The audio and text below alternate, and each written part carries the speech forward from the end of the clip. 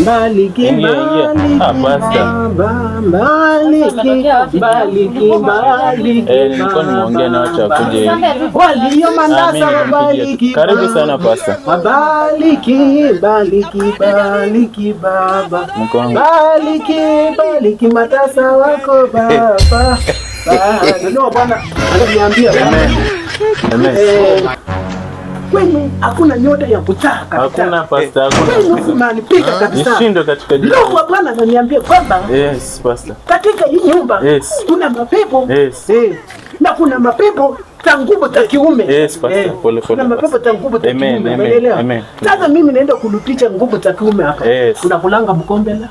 Tunakulanga pasta. Unakulanga njugu? Nakulanga. Ndio nilikuwa nawaambia tukitoma katika kitabu, umenielewa? Unapata wengine wanatumia vitu za kidunia. Unapata watu wanatumia unji pawa.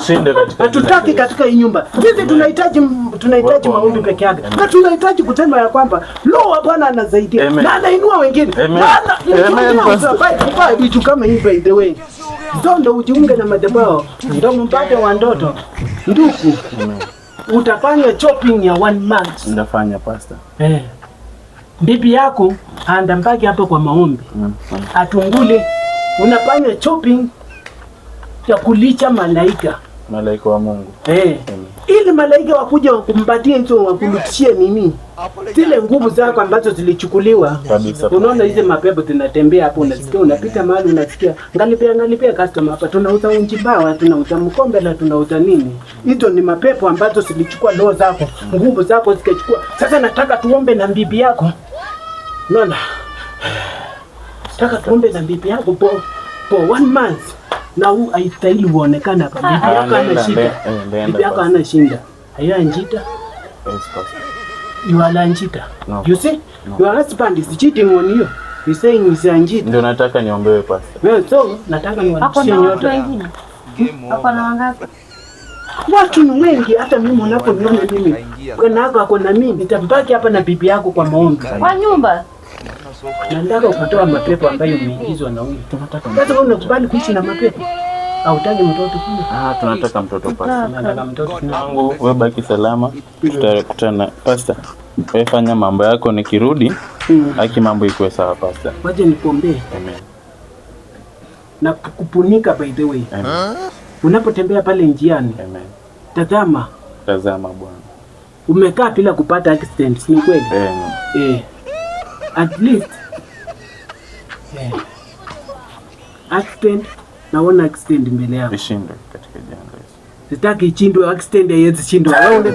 So mimi ndo ananionyesha accident by the way. So unapotembea pale kwa njia, nijichunge. Basi asiende. Jichunga, sisi tunakuchunga. Utajichunga nini? Kwani mtakuwa mko watu wawili, watchman na wewe tena? Basi acha nikae na mko wangu basi. Hapana, mimi wewe unataka watoto ndio? Mimi nakwambia unakupika exercise for 1 month by the way. So ndio hapana anasema.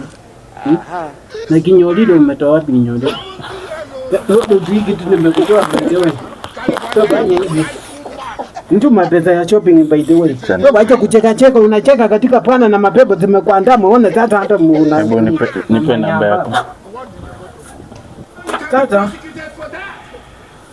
ndio nikiona, unajua unadhania nimekuvuta mkono kwa mapega yako, lakini sio mimi. Na mkono wa Bwana ni mrefu sana.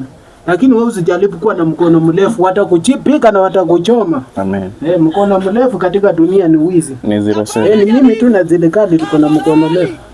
07 6 8 0 Ndili biti. Okay, inaleta pasta nganga. So utafanya hivi for 1 month.